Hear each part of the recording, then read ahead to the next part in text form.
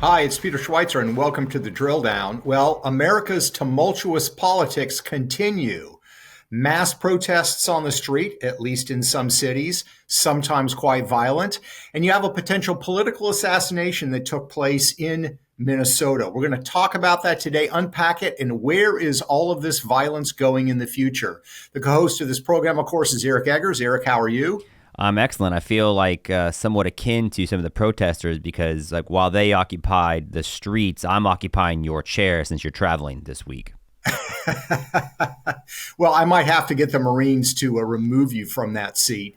But in all seriousness, it's been quite a week in American politics.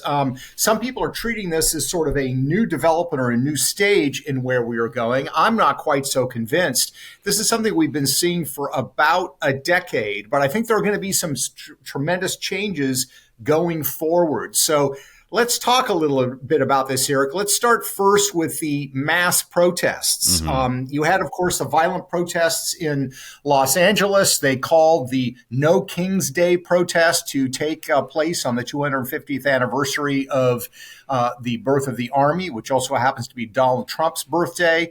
How did those protests go? They were saying 1,800 cities were going to have mass protests. Did we actually see that? Yeah, it depends on which media accounts you read, Peter Schweizer, because while there's literally a headline from Yahoo News that says a data scientist is claiming it's the biggest day of mass protests in American history.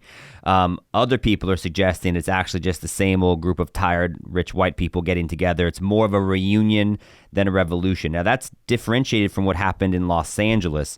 The Los Angeles Police Department says over 8 days, you had 500 people be arrested, and you obviously had, the mayor, Karen Bass, is saying that, oh no, 30,000 people showed up across our city to exercise their constitutional right to peaceful protest. Meanwhile, they're having to close down exits on the freeway, and it's been an ongoing interaction with some property destruction and mass arrests. And you have had some pockets of, let's call it, tension and friction around the rest of the country. You had something in Utah, you had something in Portland, but by and large, these appear to be kind of older, smaller groups of older white people getting together to sing songs from actually a playbook that was distributed by some of the organizers, a songbook by people that were organizers of these protests. Yeah, I mean, the other thing that strikes me here, Eric, is that if you look at where the larger protests were, they're all in predictable cities: Los Angeles, Portland, Seattle, Boston. These are all liberal blue cities where, of course, there's a lot of hostility to Donald Trump. There always has been. We're not really seeing it, I think, develop in other areas. And the other question is, what are they trying to accomplish here? It seems to me, Eric, they're trying to take the ICE efforts to enforce our immigration laws in Los Angeles, where we had this sort of violent series of confrontations, and they're trying to profit off of that, sort of capture the energy, as it were, of those protests and turn it into a national political movement. And this is happening against the backdrop where Democrats seem to be kind of in disarray. What actually is their point of opposition? How are they actually going to sort of counter Trump?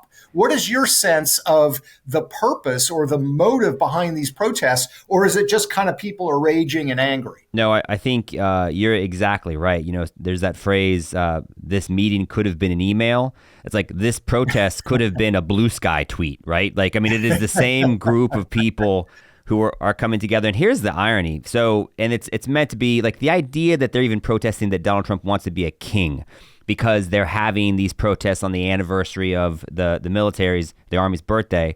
So first off, if you go back and you look at the history of where this came from, now Donald Trump goes to France in his first term, and he goes to a Bastille Day parade, and he sees that France executes a military parade. He goes, well, heck, if France can do this, we can do this. Why should France have a better military parade than us? So he actually wants to have his military parade later that fall for Veterans Day. But Washington, D.C. jacks up the price. There's, as you might imagine, some tension between the governance in Washington, D.C. and the first Trump administration. So it doesn't happen. He's not able to do it. The Biden administration actually started to perform the planning for this 250th birthday parade for the military. But the idea that you now have these protests happening at the same time as the celebration of the military, and they're they're protesting the idea that you're kind of attacking immigrants. The military is actually much more diverse than the people that are going to these protests. You got 20% of the United States military are black, not Hispanic. 17% of the people enrolled in active duty military are Hispanic. And just based on all the reporting we've seen, that's much, much, much more diverse than the people that actually went to these protests around the country. So I do think it's meant to be something that's trying to energize a base that seems to be lacking energy. Ironically, one of the people who helped to organize these protests, Randi Weingarten, the head of the teachers union, just left the DNC because of just how lack of energized and effective the leadership's being. So yeah, it's a tough time to be Democrats for sure. Well, here's the other thing, too, about these protests. As much as they want to create the impression that these are organic, these are just something that like-minded people decided we needed to do. We know that money and organization goes into this. And look, we recognize you have a First Amendment right to do all of that. Nobody is saying that they can't hold these protests. Nobody's saying you can't fund protests. But the source of the funding, I think, is quite interesting because it happens on two levels. And you probably have more numbers on this than I do. But on the one hand, you have these big left-wing donors, people like George Soros, people like Mr. Wyss from Switzerland, who created an entity or connected to an entity called Arabella Partners. It's kind of like the Wall Street of left-wing billionaires. They all sort of congregated in a single group. They funded a huge number of the organizations that are co-sponsoring these protests. But on top of that, and this is the part to me that's truly outrageous, there's actual taxpayer money. These organizations that have received taxpayer money to perform certain social services are now going out and organizing protests at Trump, which means that we are in effect paying for these protests, or at least for the organization of these protests, with our own taxpayer money. We're paying for the organization of the protests with taxpayer dollars. We're also then paying for the law enforcement that has to go out and defend federal property, which we also paid for with our tax dollars. No, you're absolutely right. Just on the whole Arabella funding thing, I mean, I'll tell you the numbers, but you've done some great reporting. Seamus Bruner and some other of the people here at our team have done some great reporting on this. We crunched some numbers and we found that this Soros-funded Arabella network has given at least Peter Schweizer $114.8 million to the various groups all over. And that just speaks to the lack of organic organizing. It's bought and paid for, as some people might say. You can fund a revolution, but you can't pay people to show up, which is kind of what happened over the weekend. And so, and some of that money goes to the Indivisible, that's this group that's kind of helping to organize the whole thing. And that's why you see things like this songbook being distributed with, ironically, I mean, think of it this way. You've got billionaires like George Soros funding these protests, and they're handing out to the people that show up songbooks that include the lyrics like, "I'm going down to the rich man's house to take back what he stole." So you got billionaires funding people to go out and sing songs against rich people, which is, was one of the beautiful things about America. So while that's happening, but then you also have, we spoke last week about this group called 𝐃𝐫𝐢𝐥𝐿, which is this pro-immigrant group, and the mayor of Los Angeles, Karen Bass, brags about how she helped them get hundreds of thousands of dollars from the Department of Homeland Security. We can now say that group has gotten at least $73 million, or these groups that are involved in organizing these protests in California have gotten at least $73 million in California tax dollars. Some of the stuff that we've discussed previously, the EPA under Joe Biden helped fund, I think, $2 billion to one of those groups in that Stacey Abrams green energy scam. One of the reasons why Chip Roy was so excited about stopping that and clawing that money back is that money ended up in groups linked to some of the funds connected to Arabella, so it's a big money laundering operation that includes tax dollars as sort of a force multiplier for this, astroturfed attempted allegedly grassroots organization, which doesn't even exist. And so, yeah, it's bad. Our tax dollars are going there. And unfortunately, in some places, while it was not, this big, huge political event, unfortunately, there were instances in which, people died and, and real damage was caused. Yeah, the violence part, we're going to get to that in a minute because, of course, there's plenty of that going around, unfortunately. But to your point, you use the term money laundering, and I think to define sort of what you mean, which is so important, is how deceptive they are. A group like 𝐃𝐫𝐤𝐥 will say, well, no, we have our social services organization where we are meeting the needs of refugees and we're getting taxpayer money for that purposes. And then we set up this other entity called 𝐃𝐫𝐤𝐥 Action. That's our action arm, but it's a separate entity. So even though taxpayer money is coming to 𝐃𝐫𝐤𝐥, it's not actually going to those activities. That's ridiculous. Everybody sees through that. I mean, oftentimes the personnel are exactly the same.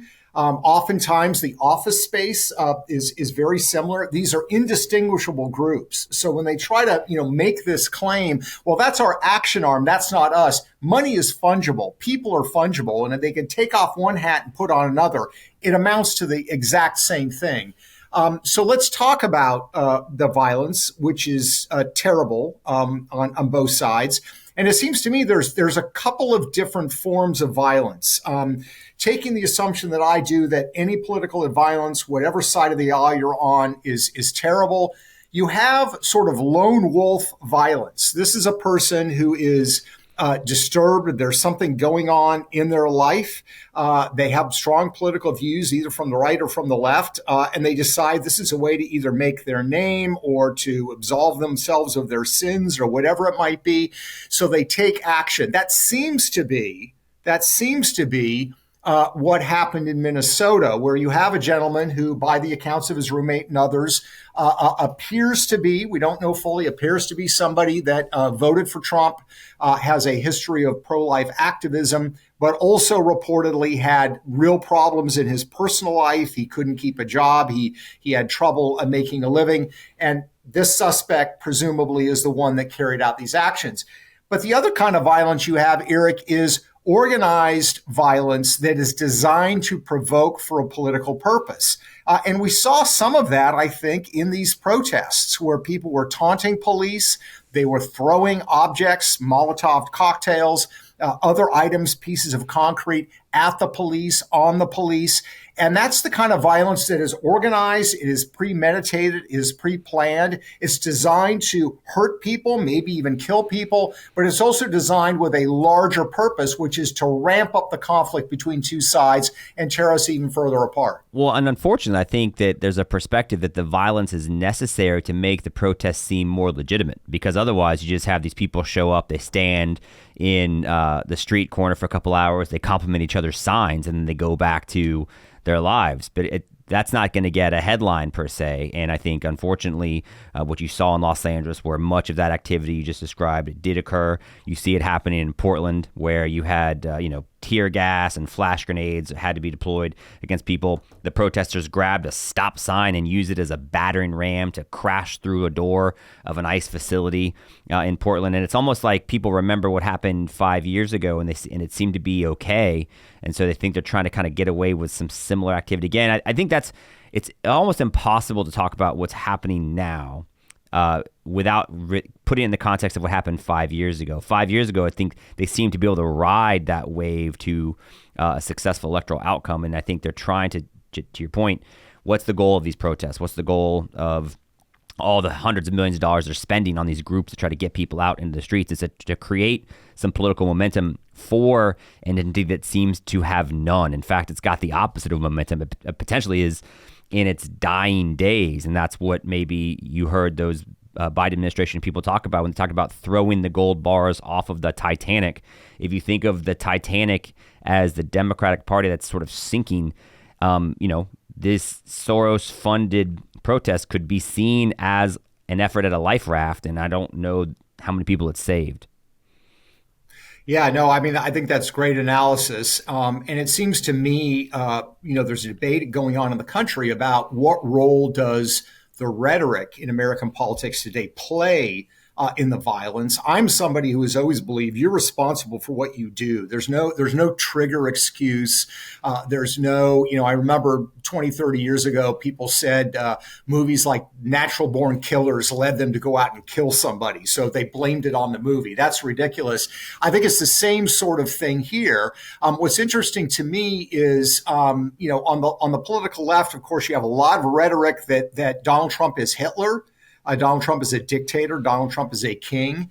Honestly, if you took a poll of 100 people and said you had a chance to kill Hitler, who wouldn't take it? I imagine 98 out of 100 would probably take it. So if you equate a political figure with Hitler, that's certainly in the mind of a person who has some problems, certainly provides motivation.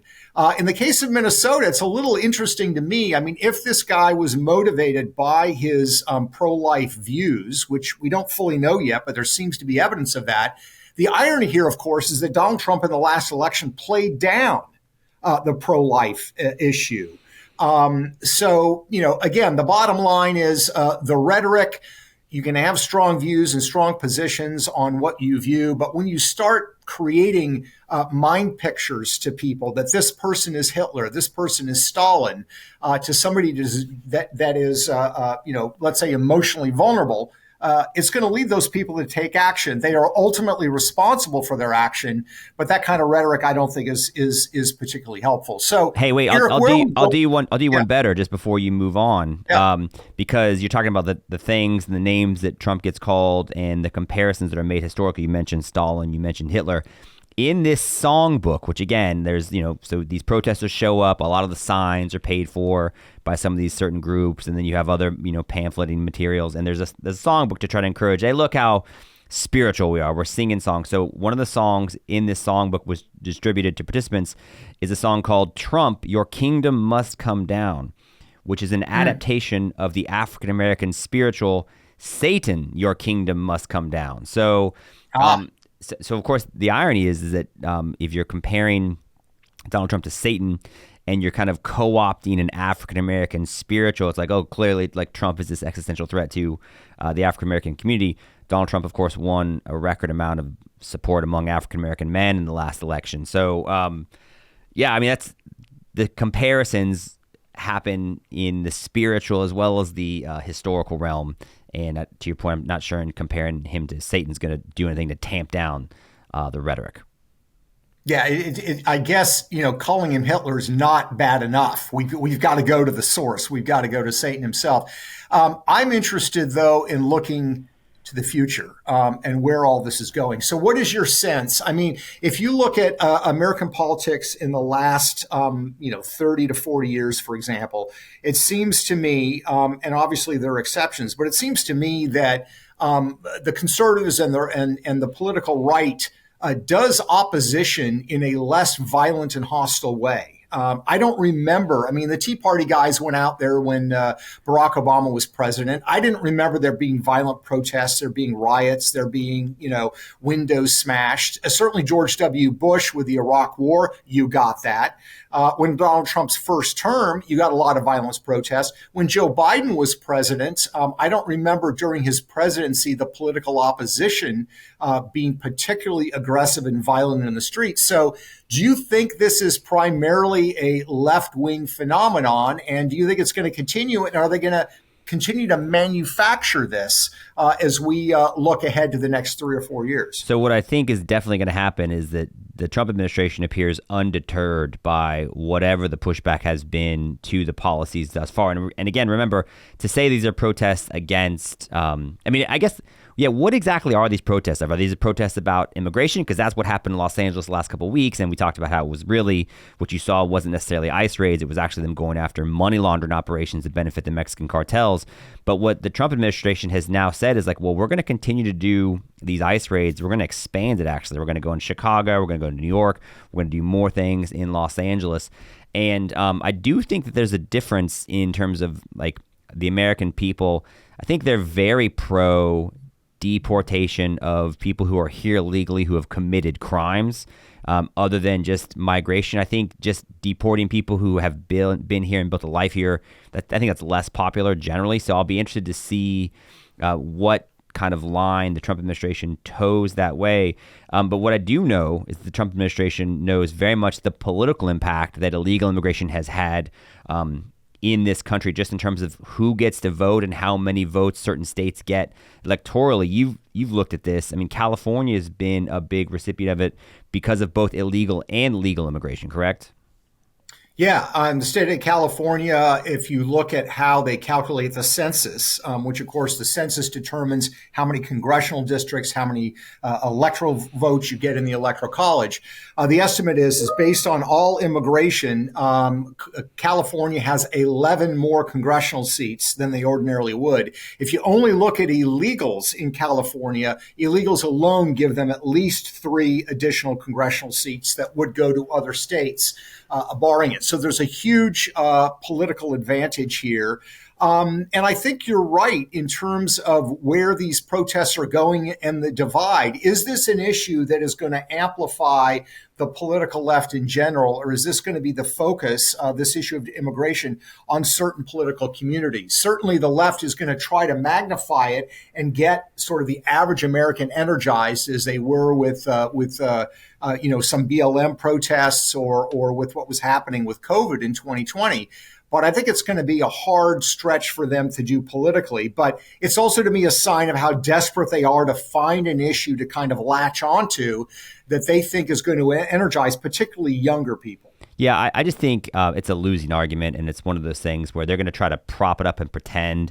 But when the Trump administration, the Trump campaign won the increased amount of diverse support that it did in the last time, then the idea that he's this racist, he's this threat. I mean, the only people that actually ironically believe this are the liberal white people that show up at these rallies.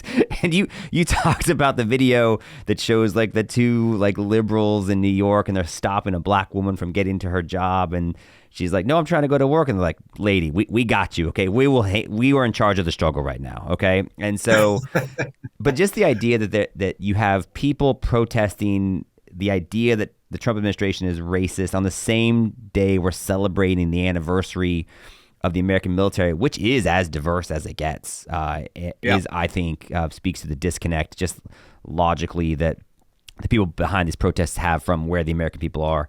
And as long as that disconnect continues to exist, then I think that the left will continue to struggle politically as they are today. Yeah, well, we've been talking in this podcast about the funding and the organization of protest and political violence. Before we go, we certainly need to bring up the fact that we're not just talking about American billionaires. We're actually talking about foreign billionaires who live in places like China. This to me is particularly interesting in the broader context of what's going on.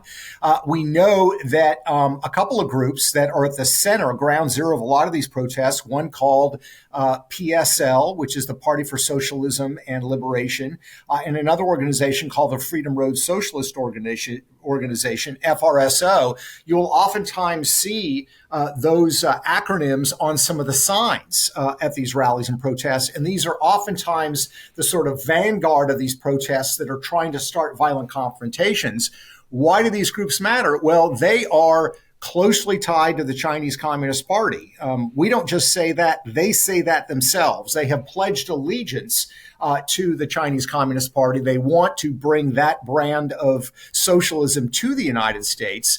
And so they are neck deep in these violent protests, and it seems to fit the bill of sort of a destabilization effort that I think we have to put in a separate category than people in the United States having a disagreement about how our country should be run. Yeah, it's like they take whatever does exist and they try to amplify it up. And you've done a lot of great reporting on that. You talk about how TikTok, suggests a lot more division and fraction in this country than actually exists. Do you think that there's a financial motivation for it as well, given the documented ties between the Chinese Communist Party and the fentanyl trade that uses the Mexican drug cartels, and to the extent that they're now being much more serious about cracking down on Mexican drug cartels' money laundering operation, which involves Chinese technology and Chinese banks oftentimes house this money? I mean, do you think that that's an aspect of it as well?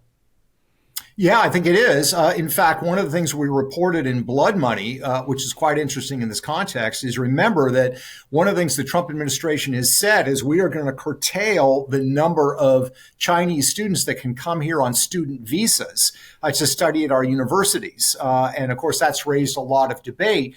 Ignored by a lot of the people that are criticizing Trump for this is the fact that it is well known and documented in my book that the preferred money laundering efforts of the Mexican drug cartels is to actually use Chinese students in the United States on foreign visas to launder the money through Chinese state-owned banks. So there's a very interesting part of this story of students that are in the country that has not been discussed. So we need to remember, oftentimes when we see these political activities, there are larger dynamics at work. It's not just a question of some disgruntled lefties. There are oftentimes geopolitical forces at play. And I think China benefits from tumult, from disagreement in the United States. It certainly takes attention away from the fentanyl issue. They're negotiating these trade talks with Trump. Why not make things tougher on Trump and more divisive in the country while we are trying to negotiate this deal with him? I think that would be a very attractive strategy for China. And in fact, I think that's what they're doing. Ironically, that's the one song that's not in the songbook that was distributed. I'm a Chinese puppet, and so are you. Well, we'll have to look for that next time, right?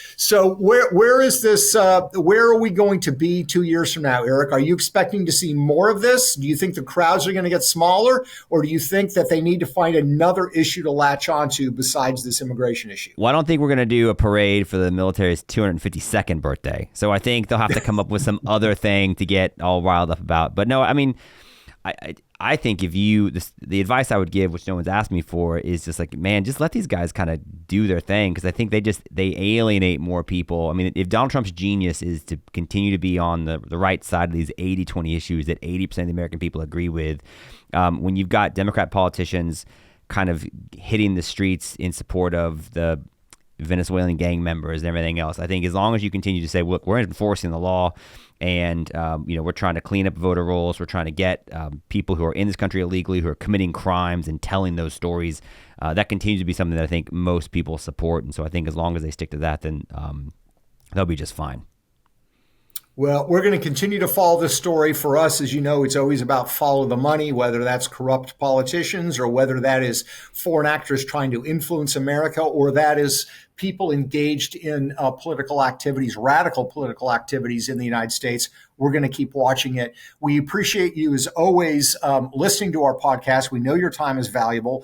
Please go to thedrilldown.com where you can find out more information about the research that we're doing, including some of our new reporting of what we talked about in this podcast. And of course, please subscribe to this podcast wherever you can find podcasts. Thanks again for listening. Until next time.